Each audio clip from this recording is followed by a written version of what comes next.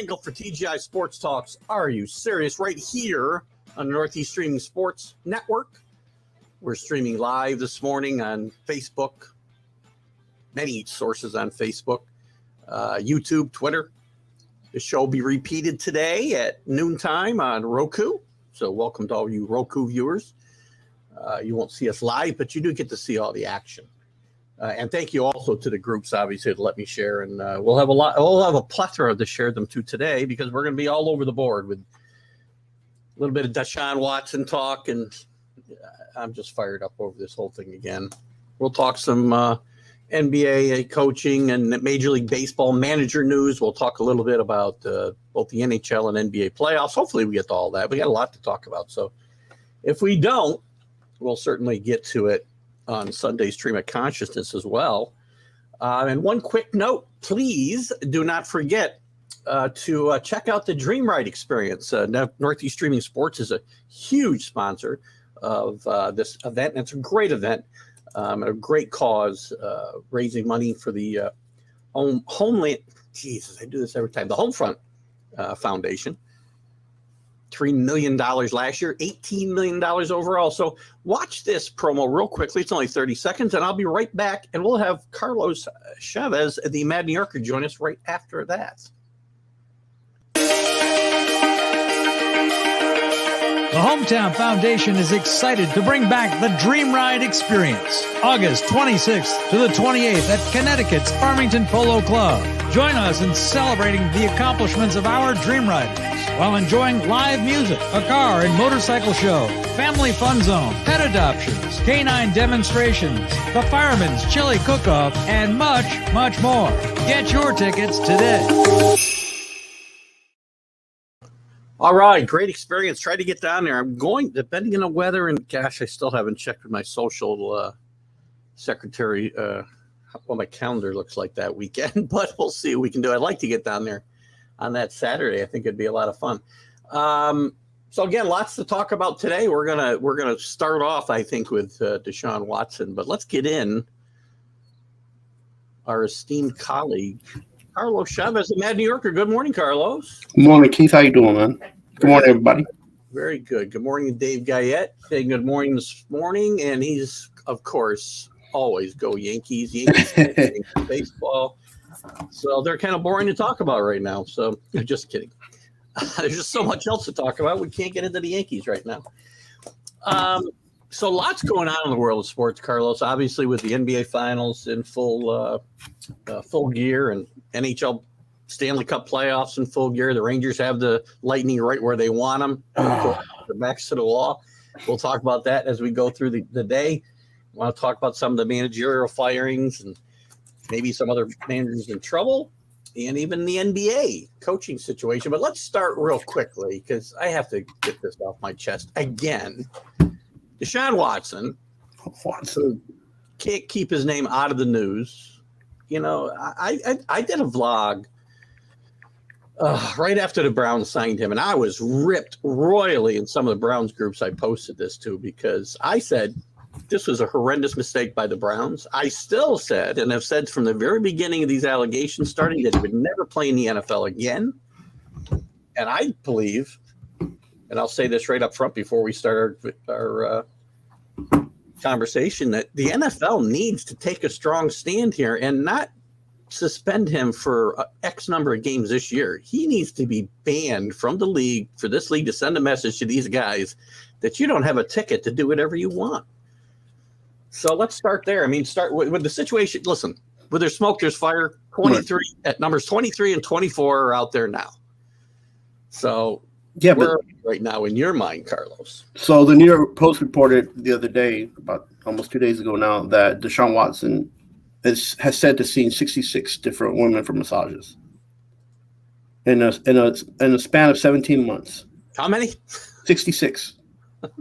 Now, okay, put that number aside.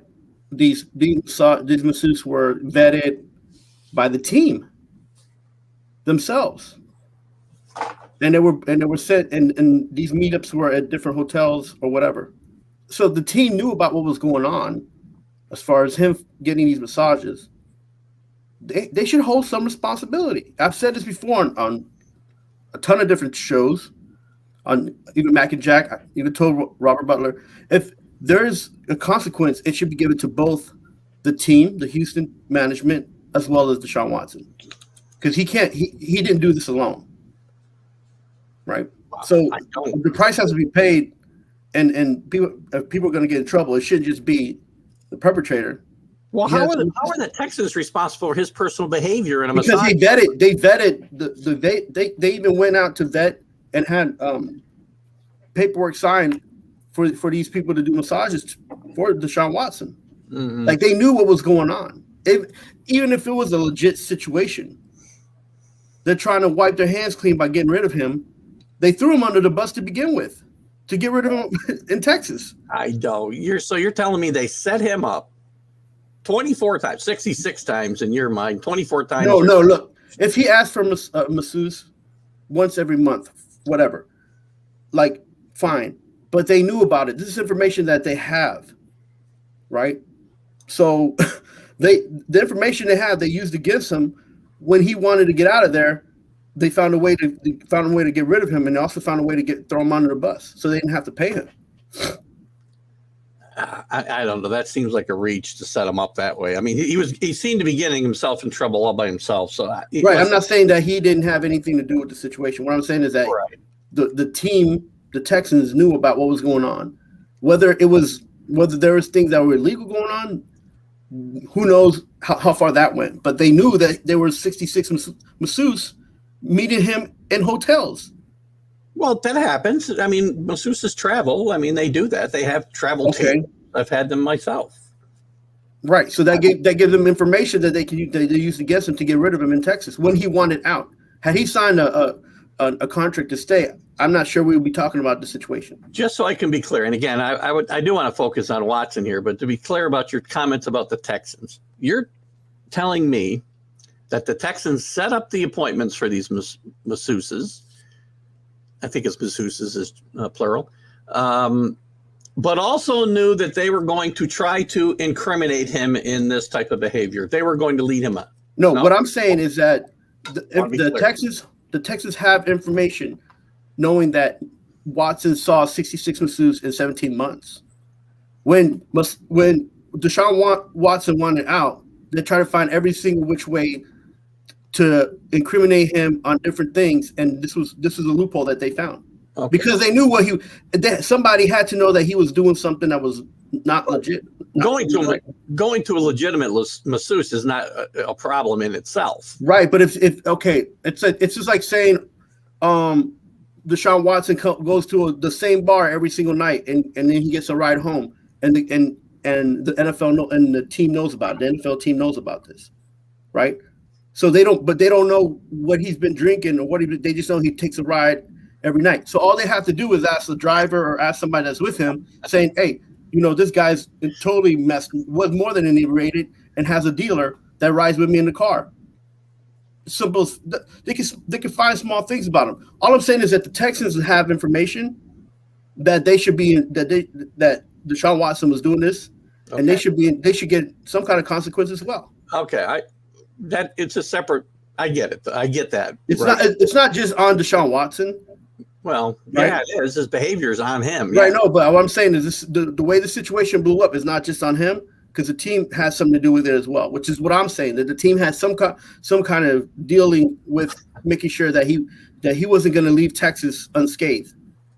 Let me clarify one thing for Rick Schrock. You might have committed the middle of my comment when I said I had them myself. I have a therapeutic massage once a month, 90 minutes for my health benefits. Yeah, if you go see a chiropractor, that's different, man. That's all that happens. Every masseuse is not something that ends, in a happy ending here, guys. There are legitimate masseuses out there who, I feel like I'm saying that word wrong, but whatever.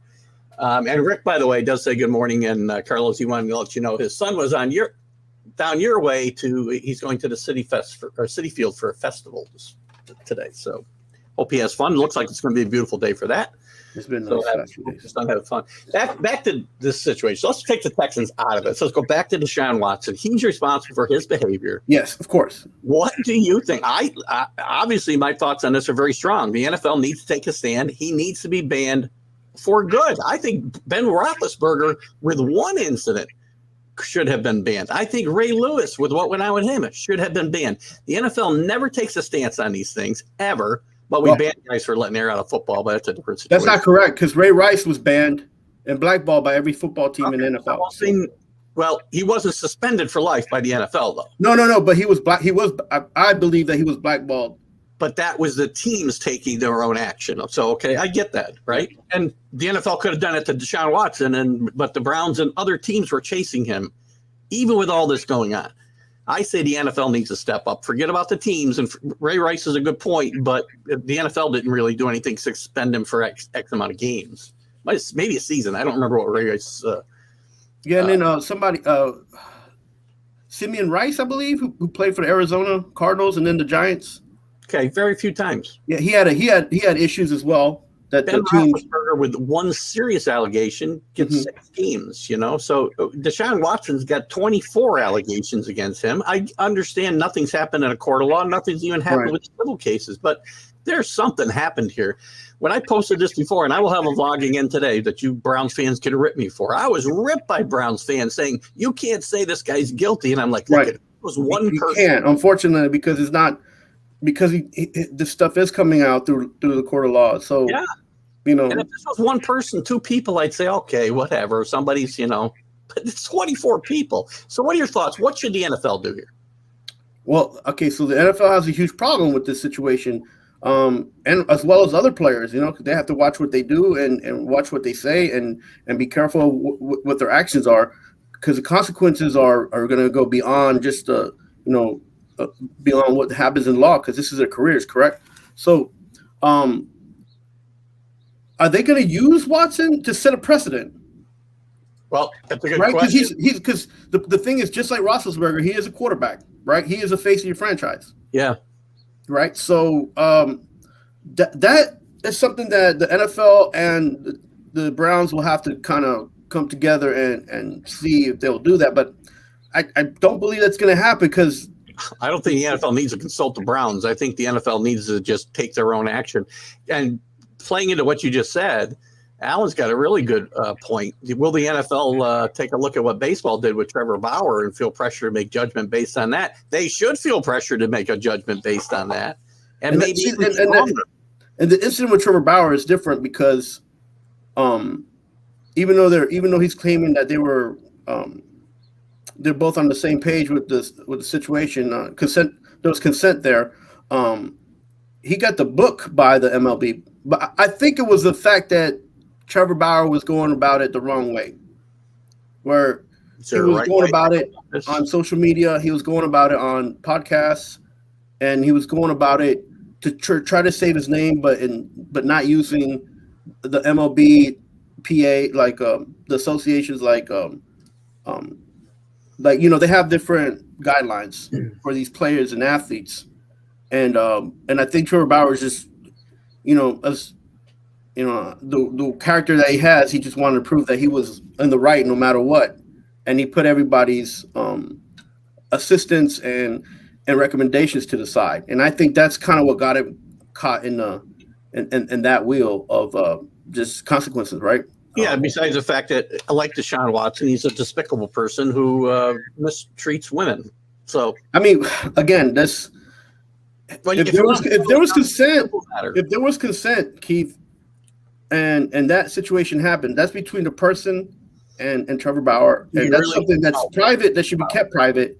Unfortunately, she put it out there, he put it out there, and the consequence for him to try to save his name his own way got him suspended. Yeah, there's some parallels there, but they're not 100%, because there aren't 24 women accusing Trevor Bauer of this type of activity. So, listen, Deshaun Watson, this story's not going away. And the other part of this whole thing is, if the NFL takes the action they need to take, what are the Browns going to do? How do you back up and say to Baker Mayfield now, we still want you, we need you? And if I'm Baker Mayfield, I'm kind of giving them a middle finger, but whatever. Yeah, I feel like Sam Darnold and Baker Mayfield, doesn't matter if they touch the field this year at all, whether they throw a pass, an interception, or even look at their teammate, they're still going to get their money.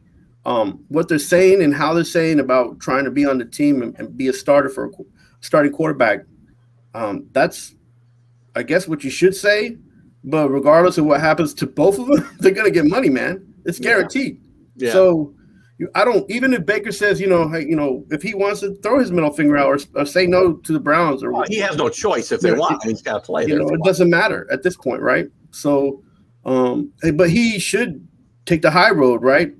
But disgruntled employees are not the best employees, and it's going to be hard for them to, for him to come back and be embraced if this goes sideways with Deshaun Watson. Yeah, he has an opportunity to take the high road, to save face, because his situation is bigger than him right now in Cleveland. And if he does that and plays his cards well, he could probably end up on a better team, maybe.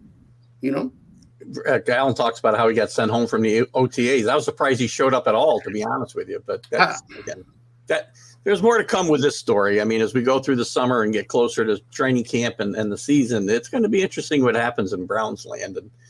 And they have the Brissett, and then they signed somebody else recently. Jacoby Brissett. Well, I don't know who the other guy was, but Brissett's probably going to be the backup. He's a capable backup, but he's not going to take it to the playoffs in 17 teams. I don't think. Well, the Browns and like a lot of people that are commentating about what Cleveland has right now is Cleveland has a roster full of players that they can actually go to a Super Bowl with. They have a winning type of roster on paper now. This whole Watson thing, if they could just play with the players they have and not worry about Watson for this season, I think they're going to be okay. But if they're going to hang their hat on Watson trying to be on the field, then they're going to come to hard times, because at the end of the day, it's something that the quarterback, being who he is, the situation that they put him in, there has to be stability, and the coaches have to have stability. I mean, look at these guys that have seen coordinators and haven't done well at all. Marcus Mariota.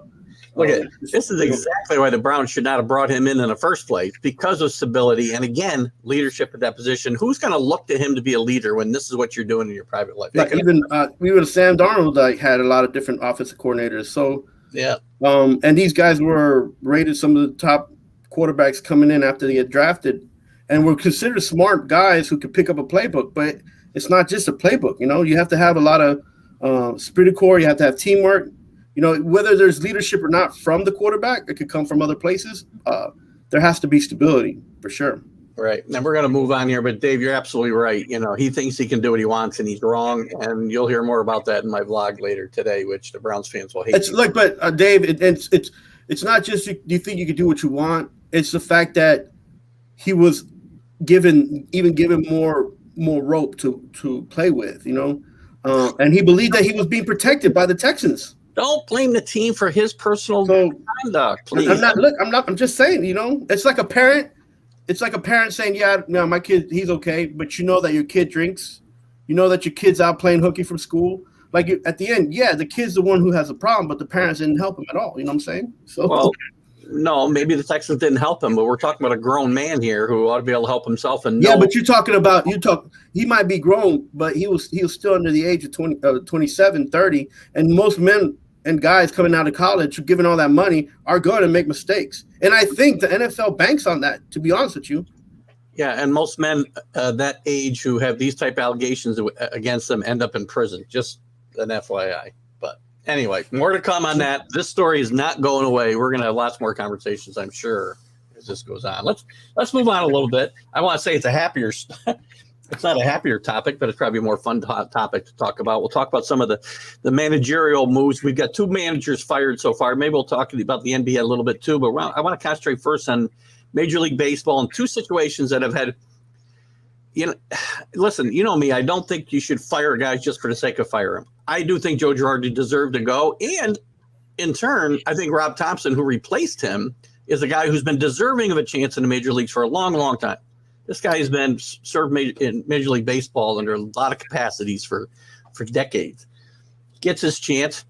it's worked out well. They won their first 6 games under Rob Thompson and kind of turned the ship around. That's still a bad team. It's still flawed, other than maybe they'll score some runs, but it's had a positive effect. The Angels fired Joe Madden.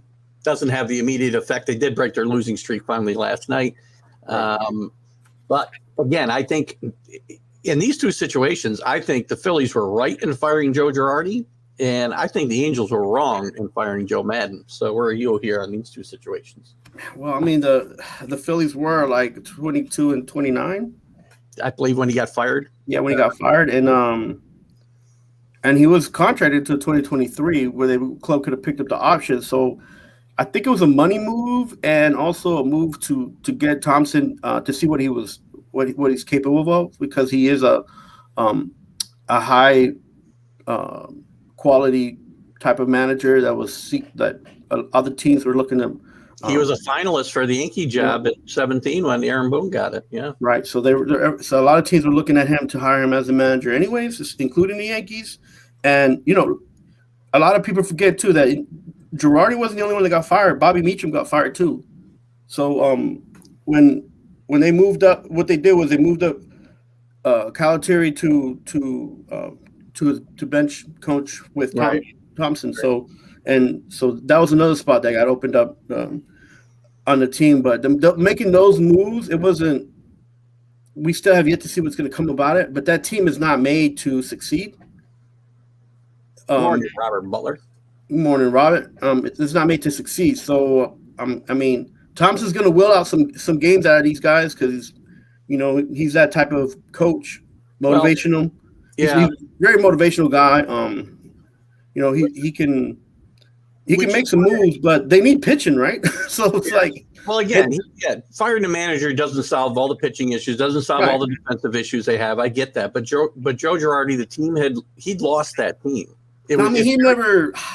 I kept telling you that he didn't even look like he wanted to be the coach there, because it seemed like he didn't get any of the pickups he wanted this offseason in trades and free agency, right? So I think he was just frustrated since the beginning of the season. And we talked about this, like maybe he should just walk away, right? Well, and he got fired instead.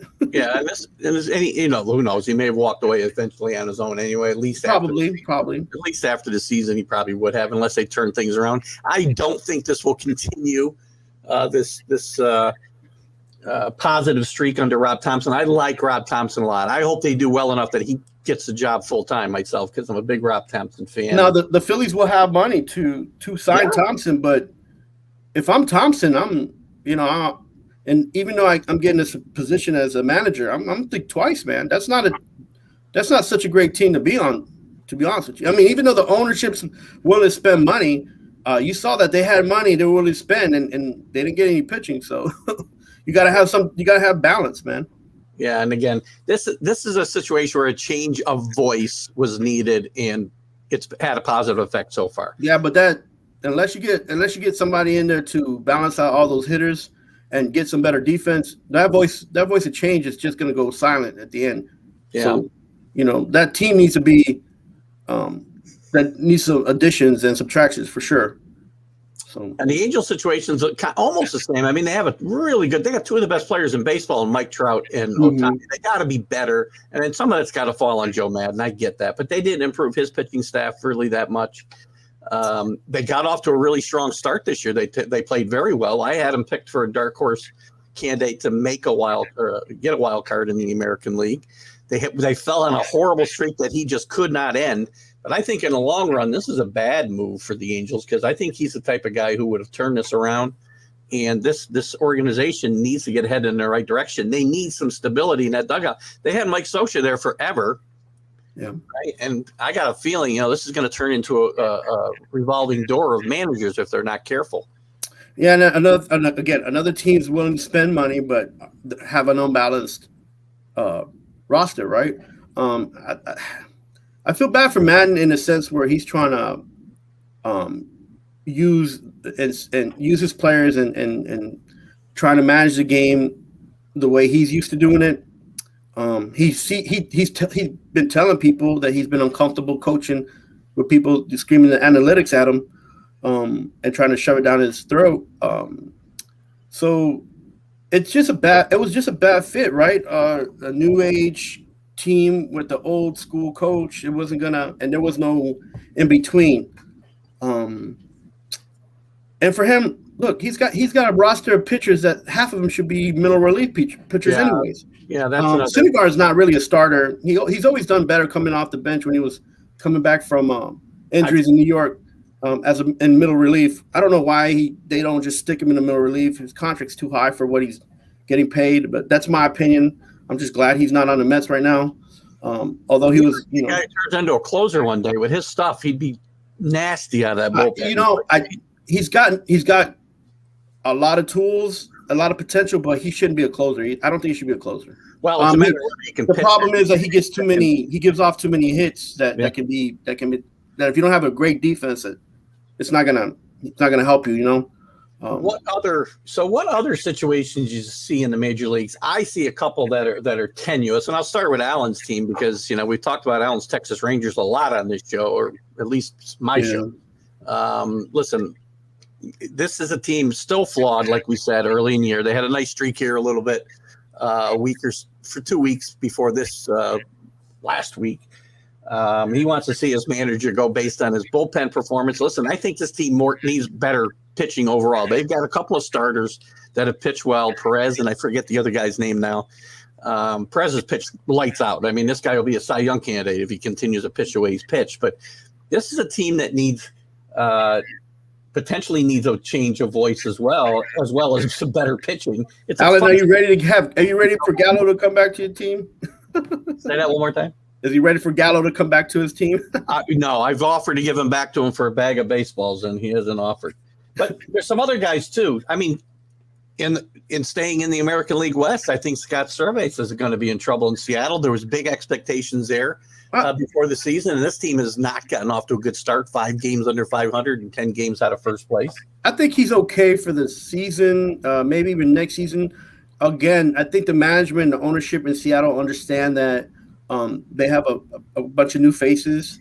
We got for Gallo. He never hesitates to point out the guys he got for Gallo. The young guys that they have. So I think they're going to give him an opportunity there in Seattle.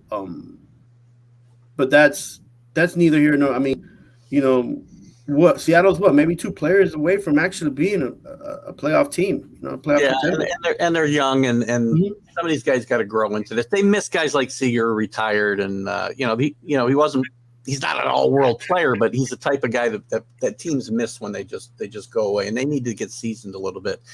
I'm not surprised. A lot of times, younger teams, when they take a big step forward like they did last year, they have a little falter, the following year before they really kind of get it together. Yeah, I mean, check out Toronto right now, and then the issues that they're having. It's sometimes it is management and coaching, but sometimes it's ownership that's banking on 2 or 3 players that they're paying to hopefully pick up the team. And you have to understand these guys are young. So and if you haven't won any championships, that's even more difficult. That's even harder because you're asked to do something that you don't even know how to do, Yeah. So, you mentioned Toronto, and interesting, I saw some rumors floating around this week. Yeah, they might lose their coach. They might lose their manager. Don't do what they are projected to do, which is to win the division, go deep in the playoffs. That Bud Black from the Colorado Rockies is possibly going to be flipped to the Blue Jays to be there. He's a really good manager, Bud Black, by the way. He's never had really good teams to it would be kind of the same situation with the Padres and Melvin, right? It would be that type of situation. And I could see that potentially happening if they fall on their face. Now, they've started to play much better baseball recently as well to get Montoya off that hot seat a little bit. But do you think this team will be in a position where they'll be looking to change managers? I think they'll play well enough that Montoya will keep his job. If a coach like Manley and Buck are available, would you make that switch? I'm not sure. I mean, if I win the division and go to the American League Championship game and lose it, or series and lose it, maybe I don't. But if I don't make the playoffs, well, Montoya's out of here because they're just too good. I think that's what the Toronto's banking on right now. I mean, they've made so many moves, even moving some of their players, into back to the minors and things like that. Yeah. We'll see. It's the Toronto is a situation that that a lot of teams kind of that are in their position in the past have. Like you said, Baltimore's had that problem when Machado was on the team as a rookie, the second-year player. Yeah. The Athletics, the A's have had that issue before, that they had so many players and they were young, and and the Twins, Yeah. So it's baseball, man. It's 100 plus games, man. It's a marathon. It's not a sprint, right? We're not even a third of the way through the season, I think, but not even. Dave, to answer your question, look at my thoughts on Brian Cashman. They're playing well. They can't fire Cashman now, and if they win at all, Cashman's not getting fired. And I'll say unfortunately, but again, as much as people don't like Cashman, the players have to perform on the. No, I get that, but he's the guy who put those players there. Right now, those players are playing well, except I still think there's some fatal flaws in this team. Hicks and Gallo. Some of the pitching lately. The pitching's been great. I don't want to knock the pitching, but they got two holes in the lineup in Hicks and Gallo that's got to be fixed. So anyway, I don't want to belabor the point there. Alan, who cannot get out of the state of Texas, he wants Ron Washington back. That's an interesting case for Ron Washington. I'm a little surprised he's never got another job. He did his thing in Atlanta. He's there. He's not in a bad situation. He finally got a World Series ring. Yeah. He's a little bit older, long in the tooth, as far as does he want to go back on a grind with the team that's young? Because if there's any team that's going to pick him up, it's going to be a team that's young, not a veteran team. And there's really, now in baseball, the way you look at it, most teams can be considered veteran teams. Maybe they might have one or two veteran players, but the youth movement in baseball is actually, I think, what's making this situation for these managers difficult, right? You see it with Tony La Russa in Chicago. Yeah, and then the contraction of minor league baseball is actually starting to catch up to some of these guys. And the pitching, again, everybody needs pitching, but as are the balls, juiced? Are they not? Are they, guys keep getting pegged with the ball. So there's a lot of little things that baseball has to clean up right now. And clean up the ball. The ball's not a problem. We don't need 60 home runs out of 10 guys. I mean, that's all right to have 2-1 baseball games. You know that, right? I mean, I don't. If you saw the Mets play the other day, and you're thinking what's going on, and some of these players, like the younger pitchers, are saying they can't control or they don't have a good fit for the ball, like it doesn't feel right for them. That should be taken into consideration. Yeah, because they're the guys who are throwing the ball at the end of the day. If pitchers are saying they don't feel comfortable with the ball and something's not right with them, then that's something that's important that Major League Baseball needs to listen to. Yeah, there's a few other guys that would be in trouble. The only other, before we move on to the NBA real quick, I think Donnie Mattingly's situation in Miami is going to be tenuous, probably with a change in ownership again. Donnie's done a good job with what he's had to work with there in Miami, and he's a good manager. He did really well with the Dodgers, just never got to a World Series. I think Donnie will find himself in a better situation if he were to, end up leaving here, and hopefully he walks away on his own. Right. That's our hope. That's been a conversation in the past. A team like the Marlins are in transition, and Don Mattingly is a winning baseball coach, and he needs to be in a position where he could show that. And right now he's not. And it's only up to him and his agent to see what they can do, for the next few years, right? Yeah, and another Yankee tie there, by the way. Mel Stottlemyre Jr. is the pitching coach there. He's done a great job with some of those young pitchers. So I hope both Donnie and Mel end up in a better situation than they have in Miami for sure. Yeah. Let's switch over to the NBA a little bit. I mean, there's still the Lakers filled their job, which was a little surprised that they went with the assistant that they went with. What was it? Ham, yeah. Hire Mike Brown, which is, who's getting excited in Sacramento hiring Mike Brown? I mean, he's been around, without LeBron James. I don't think Mike Brown's done much of anything in the NBA. So that's a little strange move. But you got openings now in Utah with Quinn Snyder walking away, and I think he may take a year off, and he'll be in great demand when he wants to come back. And I think why do I see Quinn Snyder, like, if he comes back, go to like a big NCAA program? Well, Like, I don't know that he wants to go back to the NCAA though. I mean, he had 8 winning seasons with Missouri, with Utah. Like, oh, I thought Sean when he was in college, right? He did a good job at Missouri when he was there. yeah, like and it's just at the end of the day, what do these guys want? It's up to them. What the agents have to offer them, what's available in the pros and in college level. I mean, I could see him taking one job in college, and that's if God, I forget Coach K's predecessor's name now. Ex-guard played for him. It's skipping my mind. But if he fails, at the Duke, you'd have to be in the next couple of years. I can see Quinn Snyder taking the Duke job in a heartbeat. He's got ties to that program, obviously, as he was a player there and coached under Coach K for quite a while before he got his own head coaching job.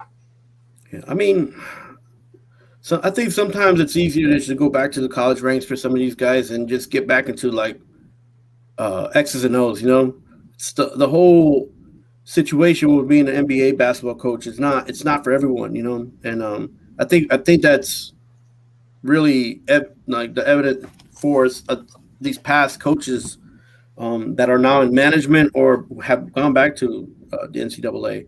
Where do we see the Jazz going for coaching? Are they going to go the assistant route, do you think, or do we go for an established guy like, and again, Mike D'Antonio's?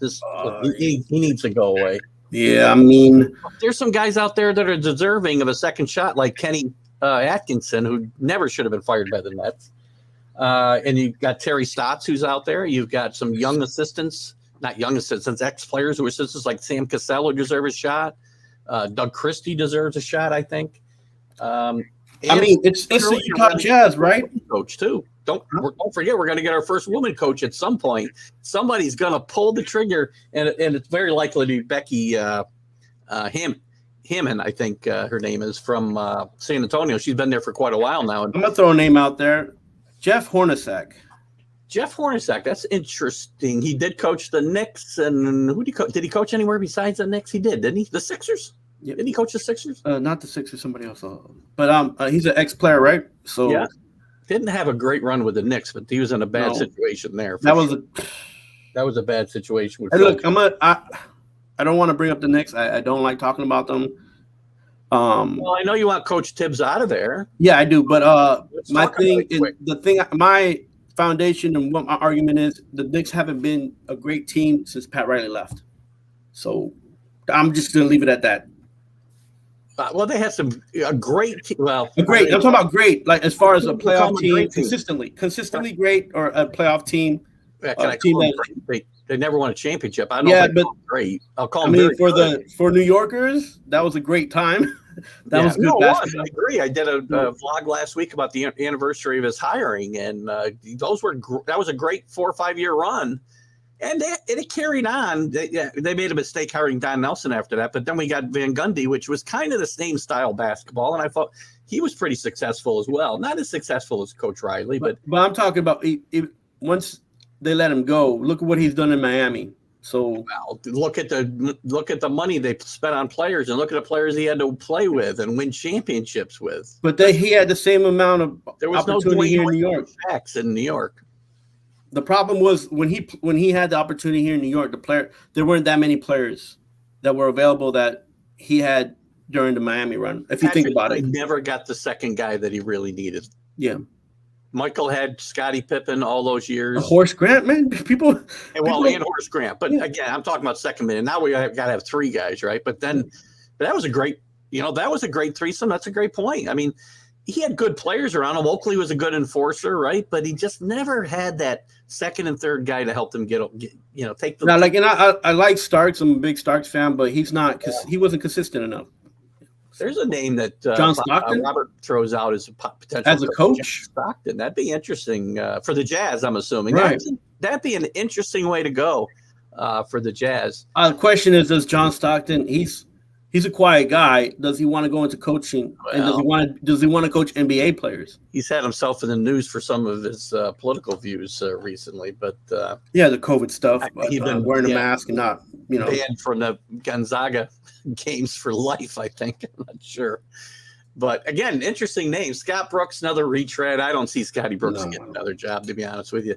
I know you like Scotty because he did a great job out there in Oklahoma. And the ownership gave him that opportunity. That's another thing. The ownership gave him opportunity by allowing him to get players, He also had 3 great players out there in Durant and Harden and Westbrook too. So that helps, So it's all good names to throw around, but interesting stuff. I think, to be honest with you, I think Hornacek probably would have a bigger opportunity if he wants it, He could be a Jazz possibility because he's certainly got history there as well and played on those really good, can't call them great teams. Unfortunately, they did goals, but they were great for them. But it's great it was great for Utah though. I mean, to always be in the playoffs is Jerry Sloan's winning record. I mean, you can't. Yeah, Jerry Sloan did a great job. One of the underrated coaches in the history of the game, I think, is Jerry Sloan for sure. And they had players that were not great players that were good players because of they were around Malone and Stockton, Yeah. There's like Russell and Ostertag, and they were underrated anyways. He's another guy who just, his greatest teams were aligned at the same time. Michael and Scotty and Phil and Horace were all together in Chicago, and nobody was going to beat them. It just wasn't going to happen. Yeah, and if Hornacek doesn't come back as a coach, maybe he'll do something in management, to be honest with you.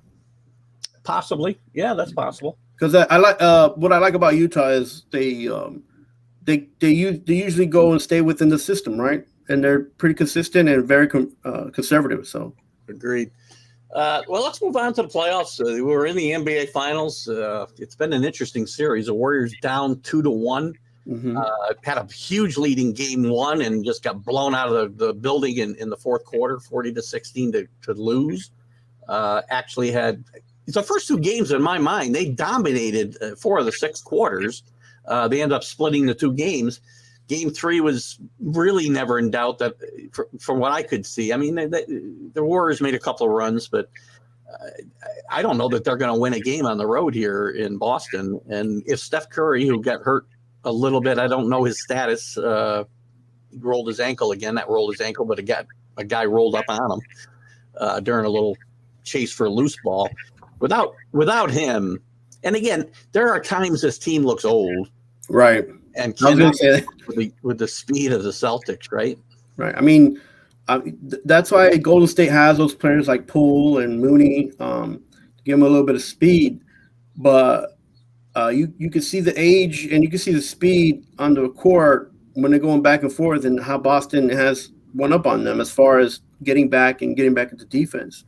Which they kind of is what they're standing on right now, is that they played with some of the best defense in the NBA. And I saw they were talking about Smart in some of these other sports networks that if he averages 15 to 18 points a game, Boston usually wins those games in these playoffs.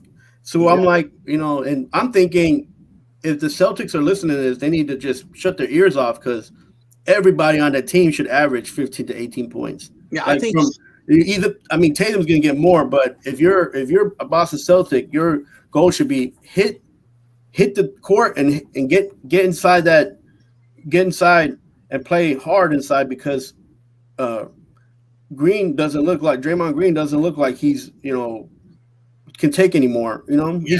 He looks slow. I mean, unless he's mauling guys, he's not helping the Warriors a whole lot out there. And the fact that he's doing those picks and trying to set up Thompson and Curry, he needs to stay inside more, because Curry and Thompson, they need to use the speed more on the outside and to attack on the inside.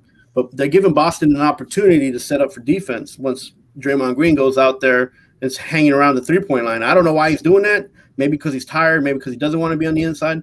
But that's not his forte, man. That's not what he's strong at. He likes to throw those 3-pointers up, though, too. I know, but he doesn't need to. He doesn't. Not with this team, especially when you got Poole and Thompson that are trying to come back and hit shots on and off.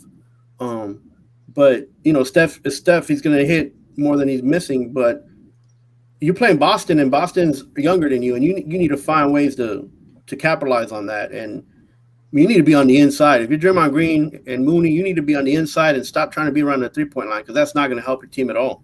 Yeah, and the Warriors go as Curry and Klay Thompson goes. Klay Thompson's still not the player he was before he got. Well, I mean, he is in spurts, but not.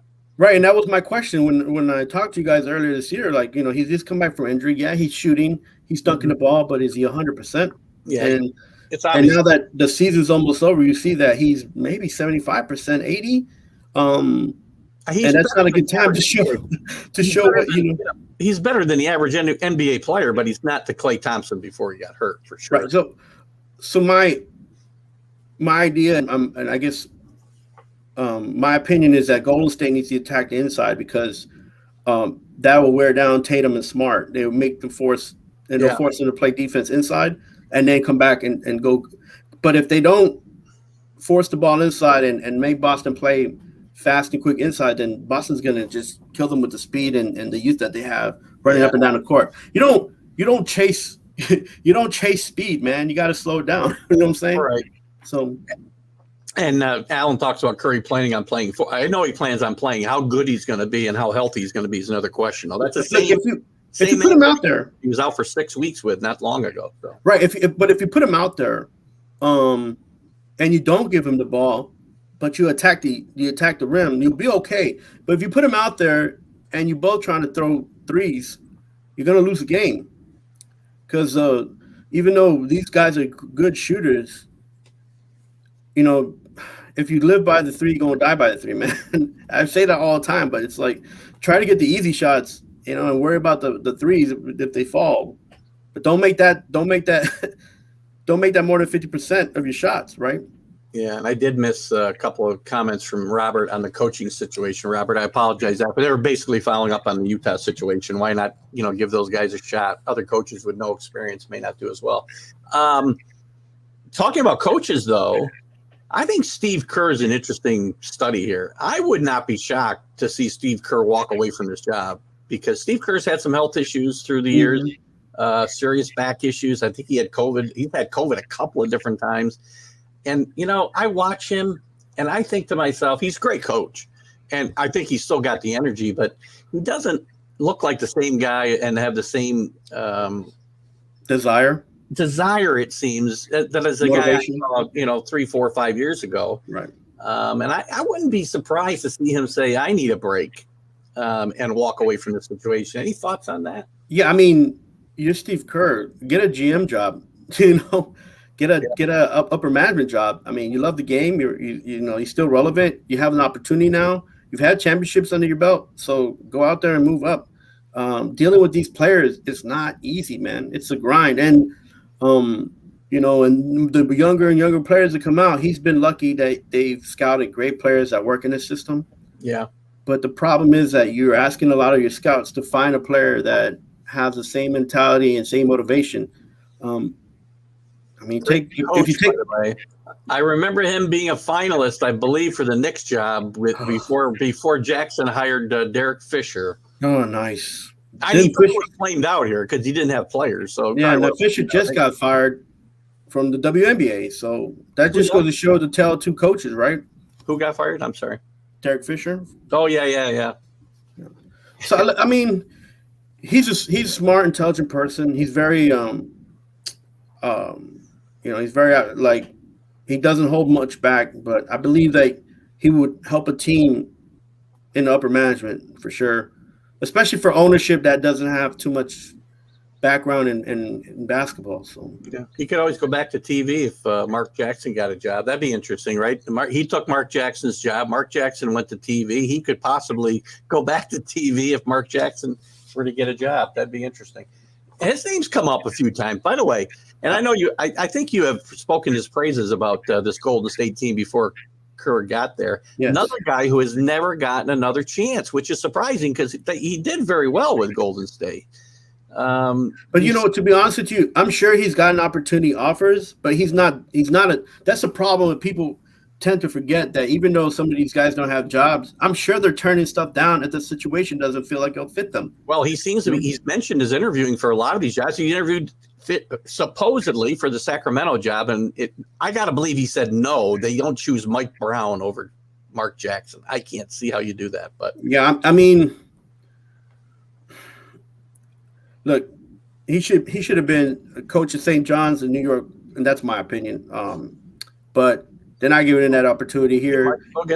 He might not even want it, to be honest with you. Because there's a lot of things that go with that. But well, after the failure of Chris Mullen, I don't know if they're going to go back to an alum anytime soon. But at least he's got coaching experience. Chris Mullen never had any coaching experience, and it was a horrible experiment because it never worked out well. So it's a make or break year. Not to change the subject, but St. John's has brought some good players in a transfer pool and in recruiting. And Mike Anderson doesn't get over the hump this year. Mike Anderson's probably going to be looking for a job as well. Again, and to be honest with you, that would be a terrible move because Mike Anderson.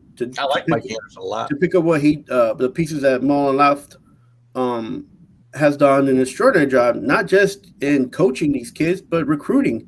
You know how tough it is to recruit people to come out here in Queens from New York. Like, imagine outside of New York how tough it is, and to recruit to a team that hasn't been that relevant, and it's tough. So. Interesting point here. I didn't read this. Alan says the Lakers are going to work out Shaq's son, Sharif. I don't know anything about Sharif. I don't know where he played basketball or if he did. He was only averaging about 3 points a game where he was playing in college. Yeah, where'd he go? He did have a couple injuries. Where'd he go to school? Where did he go to school? I don't remember. I mean, I would think he's going to be an undrafted free agent. He's not going to get drafted, right? Right. I mean, hey, nepotism, sometimes it works, sometimes it don't, right? Yeah. Before we run out of time, and we'll talk a lot of NHL on Sunday, so that's why I left it to the end. I want to touch on it, but I didn't think we need to spend a ton of time on it. Obviously, been a very exciting Stanley Cup playoff. The Avs are sitting there waiting. It's got to feel interminable for them. And we saw what the layoff did to the Lightning, too, at the start of this Rangers series. So they walk into the finals. I think whether who's their star player that got hurt? Now his name is escaping me.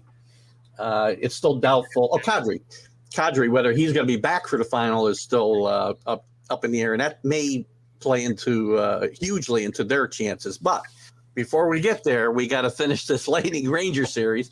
The Rangers get out to a huge start, 2-0, scored 9 goals in 2 games.